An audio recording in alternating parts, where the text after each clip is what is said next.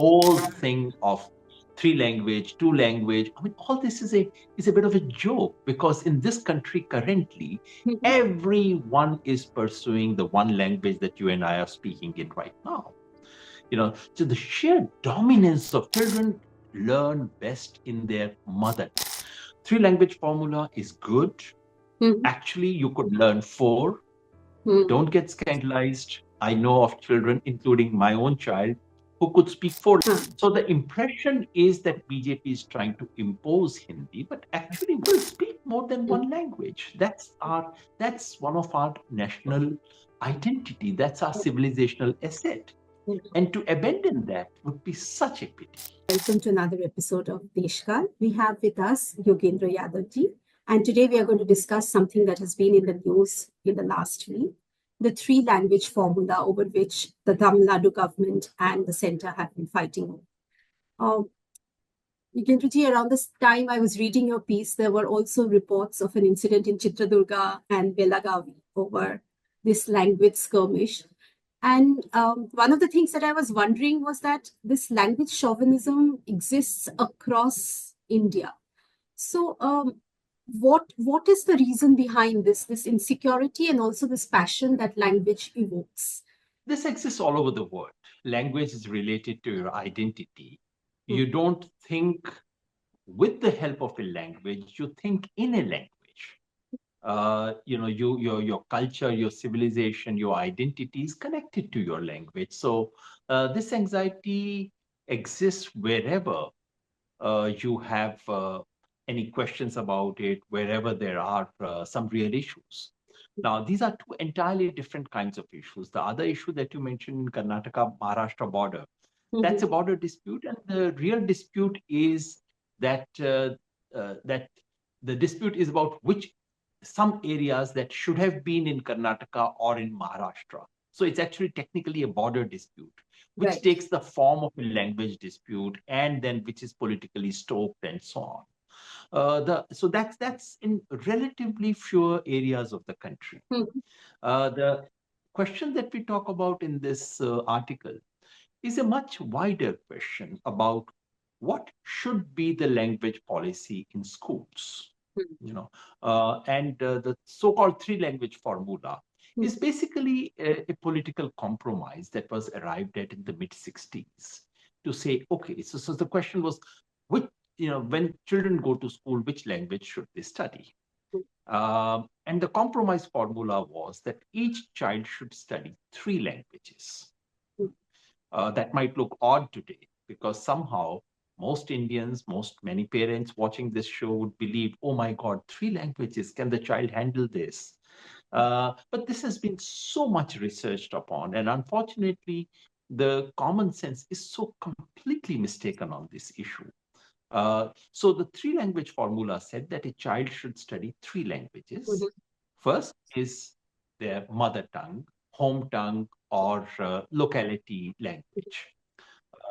Second would be English. And third would be, what if the local language or the mother tongue itself is Hindi? Then the original formula said, well, in that case, they should be asked to learn some other modern Indian language. And the original formula clearly said, preferably a South Indian language. Should have said preferably South Indian or East Indian or whatever. Basically, the idea was go and learn some other language of this country. Right. But that was the formula. And that is what has, in Tamil Nadu, from 70s onwards said, we are not going to implement this formula. Tamil Nadu said, we believe in two language. We will not implement Hindi. You cannot impose Hindi on us, and we will not do it. And given the overall political climate, Tamil Nadu's insistence was respected. It's all right. It's their right. It's their children, their schools, and this is how they are doing it. However, now is when there is an attempt to change it. And that's what Tamil Nadu has been protesting against. And that's why I thought, one should go back to this issue of three language formula, which I think is actually a good formula. It's actually a very good balance that was struck. Exactly. And this is the first time that you say that Hindi has been taken out. NEP says that a third language has to be learned, and it does not mention Hindi specifically in it, even though this whole That's debate right. So is. in that sense, I actually think it's a bit of a step forward. So the opposition of DMK, now DMK has very good reasons to suspect the central government, given the way governor has been behaving, given the way all the new rules and so on have come. But three-language formula is not where they should be objecting, because this time, under the, while the overall impression is that BJP would try to, BJP is a Hindi, Hindu, Hindustani language, that sort of a Hindi, Hindu, Hindustan. That was the slogan at some point.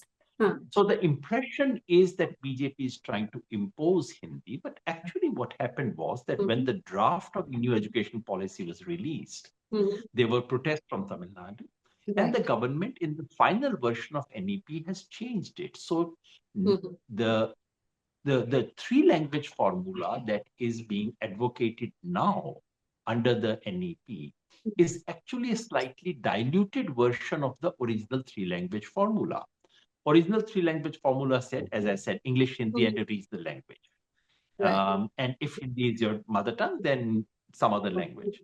Now the formula simply says any three languages, provided two of them are languages are native to India. Clearly, that excludes English. I suppose the attempt also would be to exclude Arabic and Persian and things of that kind. Be as it may, but the idea that now Hindi has not been mentioned. So if Tamil Nadu wants, there are areas of Tamil Nadu where people know Malayalam, areas where they know Kannada, areas where they know Telugu. So actually, if DMK wants, they can simply say, thank you very much. We will teach Tamil, we will teach Kannada. In the following districts, we'll teach Malayalam in those districts, or Telugu, or whatever. And actually, they could even say that we will teach classical Tamil as the third language. Actually, the formula provides for that. So in that situation, Tamil Nadu government's opposition to the NEP on this ground, on the ground of the three-language formula, is something that I don't quite understand and appreciate. Language also, I think one of the tenets of this whole language debate is also how it externalizes you from a community, right? And this whole debate about how keeping away funds from the government, because unless you are taking the NEP, you mentioned the 1968 discussion where all the chief ministers sat together and discussed this. Do you see something like that, the possibility of something like that now, where people come together to do, despite the rancor between many states and center? That's what I would like to suggest, because people would have forgotten in the 1960s we had language riots in the country, because Constitution had given 15 years for replacing English with Hindi, and when that deadline came, opposition from non-Hindi states, especially from Tamil Nadu, was intense. There were riots. They said we would not allow you to impose Hindi. And then instead of imposing anything, the government actually called all the chief ministers. Everyone sat and thrashed a formula. And this is the formula that was finally worked out. So my suggestion would be, the idea that central government can withhold funds, education funds meant for Tamil Nadu on the ground, that you do not implement this policy. That's not the spirit of federalism. Invite them, speak to them. They have every reason to suspect what you have been doing. And there's one more thing that I think we should underline, which is that the three-language formula was breached and violated and sabotaged, I would say, actually mainly by North Indian states. I mentioned the fact that if your mother tongue is Hindi, what do? Go and learn Tamil, go and learn Bengali, go and learn Marathi, do something. Instead, what do Hindi states do? They work out a shortcut. And the shortcut is Sanskrit. Now, teaching a classical language is a good idea. Sanskrit gives you so much access to our knowledge resources. Mm. But is that the Sanskrit that is taught in India? I mean, anyone, I don't know where Absolutely you were not. No. educated, but the Yes. kind of Sanskrit that is taught in schools is a Mhm. joke. Yes. It, at the end of it, I mean, no one who learns those 3 years of Sanskrit Mhm. or 5 years of Sanskrit, I mean, no one can speak one coherent sentence, Right. let alone read any serious text. Mhm. So basically, all North Indian states worked out this shortcut. Right. So the end product is everyone else learns 3 languages. We would learn only 2 languages. Mhm. Mhm. You would learn my mother tongue, but I will not learn your mother tongue. And clearly, non-Hindi speakers resent it. They think this is a Right. fraud. That's also underlying Tamil Nadu's response. So my thought is 3 language formula is good. Mhm. Actually, you could learn 4. Mhm. Don't get scandalized. I know of children, including my own child, who could speak 4 languages. Right. And you For a talk about how child, it enhances your skills. When you learn three, you can easily pick up more. absolutely. Yeah. Absolutely. And in case some parents are watching this, please, this I can say with personal experience of having brought up 2 children, having, got them, there was a time when I would speak to my child only in Hindi. Mhm. They would speak to their mother only in Bengali, which is her mother tongue.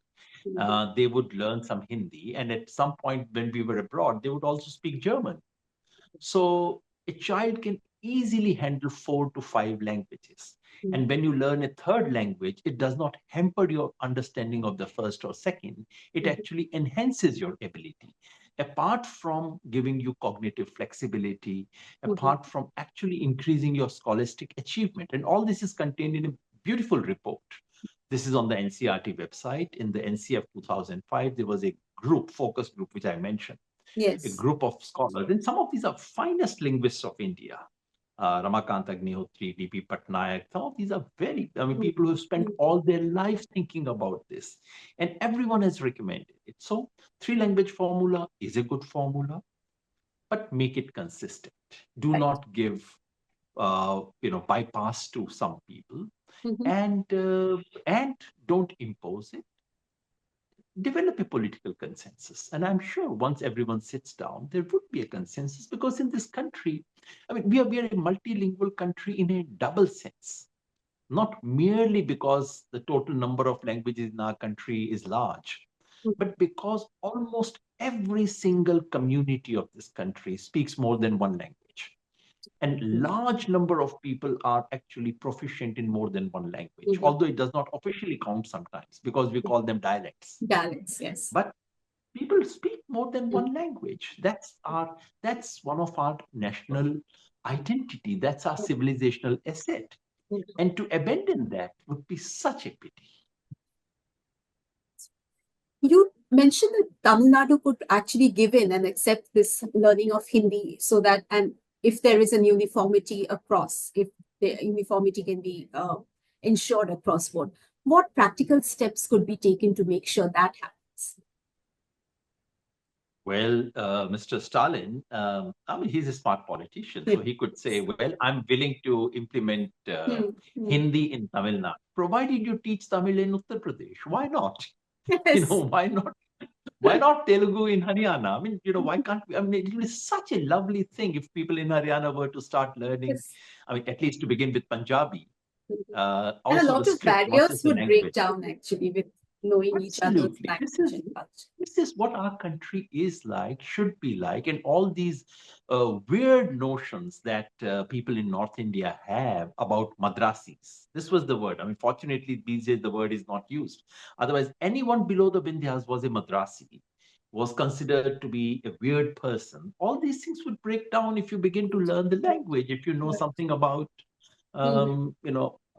Kuvempu, if you start if you've read some poems of Kuvempu, you Right. would not think Karnataka is a weird place. It Mhm. will look like Mhm. my place. Mhm. So, from the point of view of national integration, from the point of view of social cohesion, from the point Mhm. of view of scholastic achievement and cognitive development, it is a good idea. So we should go back to the spirit of 3 language formula, which has been substantially diluted in Mhm. practice and also in theory. But given the fact that the assembly elections are coming up, how do you see this playing out? What would be your most pessimistic scenario forecast, and what would be your most optimistic forecast One of? thing I don't do in my life anymore is I know. forecasting. Yeah. So no forecasts about this.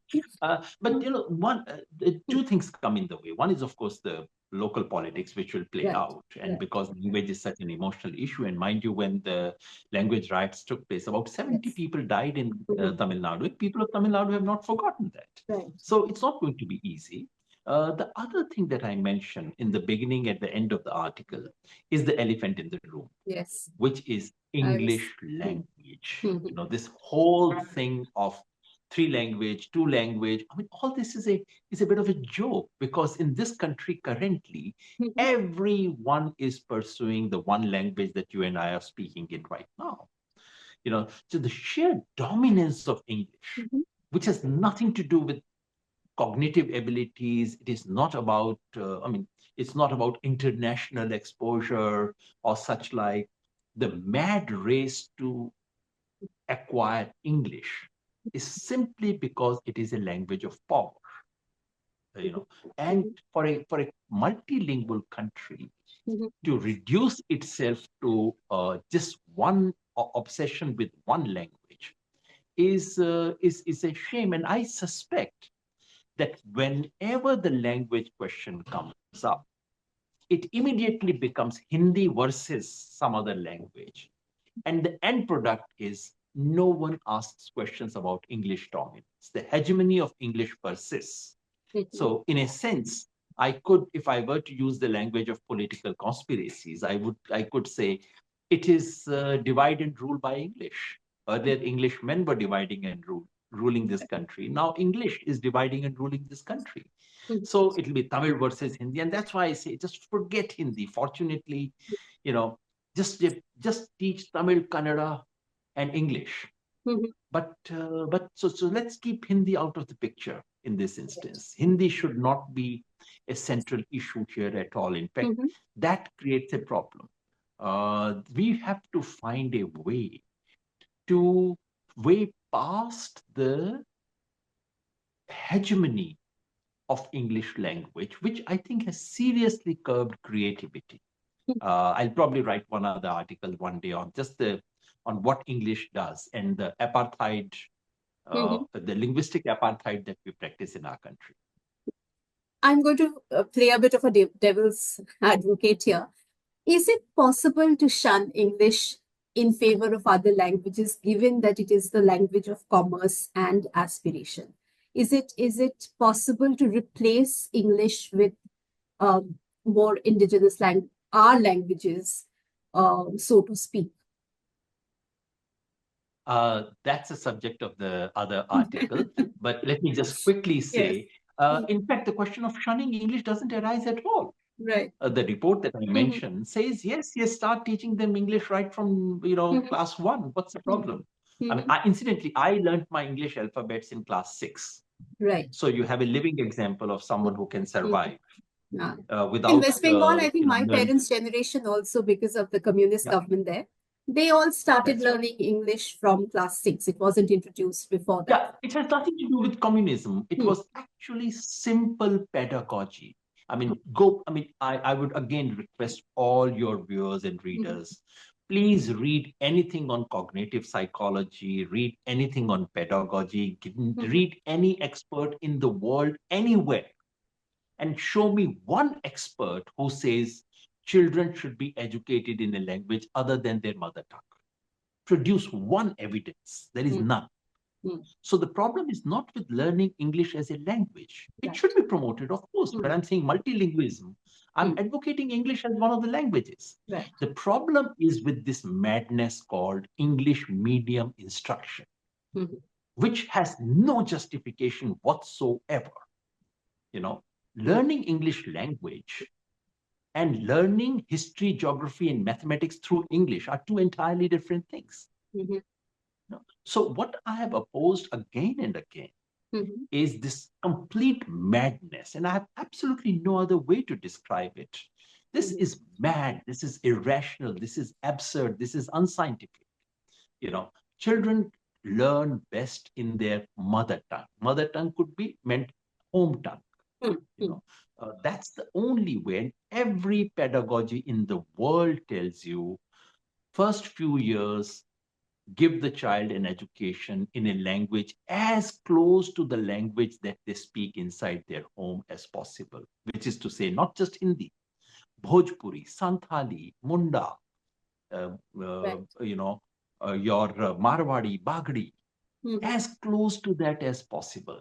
Then take them to what is called standardized language, which is Hindi, Bengali. In Bengali, why Bengali? Why not Kamtapuri in North Bengal? Do that. Take them to a standard language, and then introduce them to other languages. This is a standard wisdom, so what we are doing really flies in the face of every possible evidence on cognition. So the point is not to shun English. I mean, you can probably see some English books at the back, Right. and I write in English language. So why should I, if I can do, why not others? Of course, everyone should have the right, and you cannot have two systems in this country where the elite have access to English and all the jobs are available only for English speakers and English writers. And then 50% of this country is denied that. No, of course not. All I'm saying is, and by now, and which so happens, we were lucky in being colonized by the English, because English happens to be a language which is more of a window to the rest of the world than any other language. We were unlucky to be colonized by the English, because among the Western civilization, they are linguistically the most, not retarded, but shall we say restricted race. Right. I mean, no other European elite speaks less than 2 or 3 languages. It's only the English living in that island who thought this is the only language. And who also started believing that if you learned another language, it will actually hamper your understanding of languages. This is a very limited view. So of course, not shun English, but shun the idea of English medium education. Right. Teach English as a language, but not a medium through which it is done. In case you find I'm very strong in my expression on these issues, I would like to take you to rural India, to these so-called English medium schools, where the child does not understand English, parents obviously do not understand English, and the teacher does not know English. And this is an English medium school. Right. This is the farce that we are playing with our education system right now. And we see that in ACER reports every year about the lack of cognitive skill when it comes to English language or doing mathematics in English, for instance. Incidentally, I checked the ACER report for Tamil Nadu. To see, just to check out. I wanted to write about it, but to check, okay, so the argument would be Tamil Nadu is not burdening its children with 3 languages. They are doing only 2 languages. So clearly, by the old logic, their proficiency level in Tamil should be slightly higher than the proficiency level of neighboring states in their mother tongues, which is not the case.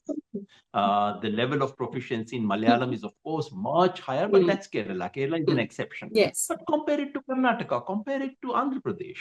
The level of proficiency of rural children in Tamil Nadu, in Tamil language, is not higher than that of children in Andhra Pradesh and Telugu. Actually, it's lower. Then I thought, all right, at least English, let's check out English. In English comprehension as well, the ASAR scores of Tamil Nadu are lower than that, of substantially lower than that of its neighbors. So what has this policy achieved? So these are things we need to look at. And, this is clearly a failure of not just policy and politics. It's also a failure of the imagination. We cannot envision education beyond the established boundaries of language, English. So can the NEP, do you see NEP addressing any of these, opening up these windows and doing something more for it when it comes to education in mother tongues? That is one of the tenets of the NEP in that sense. Look, there are 2 different NEPs. There is NEP, the document, and there is NEP in real operation. Yes, that is. The document is not a bad document. I Yes. still maintain, Mhm. you don't expect me to say these things because I'm a critic of the present regime.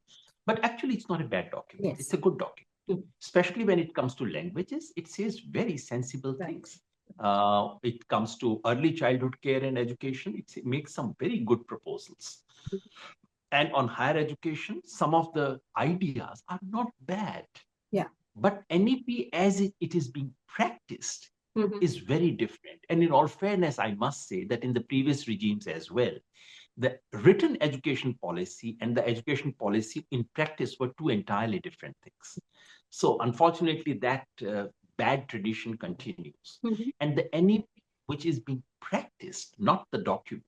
Mhm. Document says some nice things, but the NEP in practice is nothing but simple promotion of commercialization, privatization, saffronization, um, and irrationalization of our education. That is the problem. And on top of it is the centralization.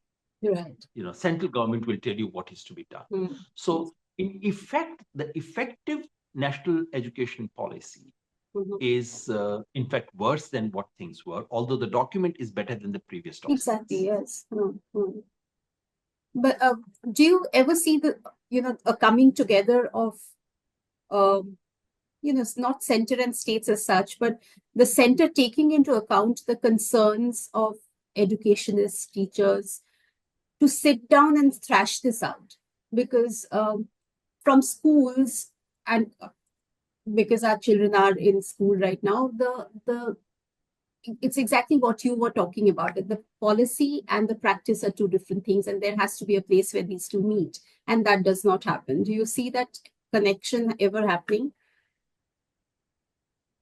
It may happen in the case of language because it's a politically sensitive Right. issue. Right.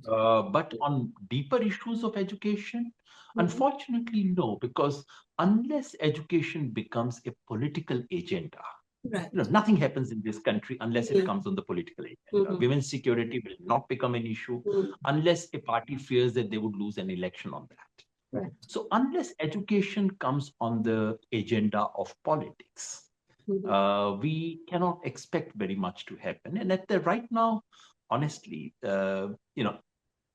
education policy has nothing to do with what's happening in the field of education.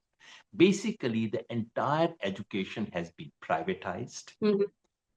People are paying through their nose. I mean, I went to my village recently. They're paying 1,500 rupees, 2,000 rupees per month. Villagers are paying to these schools where I said even the teacher doesn't know English. So I mean, this is the situation. This is the ground situation of education in our country, and our education policies seem to live in a different world altogether. So there was a time when education policies were framed by educators, and at least the formal content of it was accepted. Now we moved even beyond that. Even in those times, enough money was never allocated, and sadly, universal school education, which should have happened in the 50s, had to Yes. wait till the 80s or 90s. So I think we, as a civilization, as a country, we've been very negligent of education. And when we say we have been negligent of education, what it means is that the elite has looked after itself very well. And it's actually the ordinary people, the poor, who have suffered. And basically, education, instead, I mean, we have all those lovely phrases, tamsoma jyotirmaya, and things of, those lovely phrases like that. But in effect, what education has done in this country is that it is the most reliable pipeline through which hierarchies of one generation are passed on to the next generation. Right. The most reliable way of ensuring that bade baap ka beta becomes bada and chote baap ka beta remains chota. This is what education has done, and that's why education has to be brought on the political agenda. Is there anything that India can learn from, say, the policies of EU, where its policy says that apart from the two languages that each citizen are supposed to know, they can communicate in any of the 24 languages of the union, and government institutions are bound to respond in that. Something of that sort, do you see working here? even though we have a greater diversity of That was languages. very much the spirit of our union. Mm. That's the spirit of Schedule 8 in the Constitution, Right. that we have 22 languages. Mm. And Mm. so if you write to Government of India in Maithili, they cannot refuse to accept your letter. But all that is theory. In reality, it doesn't happen. UNICEF had recognized in the early 70s, I think UNICEF had recognized that education in mother tongue should be a right of the child. Then come these EU policies. So on paper, what we have in our constitution is a reasonable structure. Right. It acknowledges the right of linguistic minorities. It acknowledges all the rights that have been granted to minorities in the constitution. Most of them apply to linguistic minorities as well.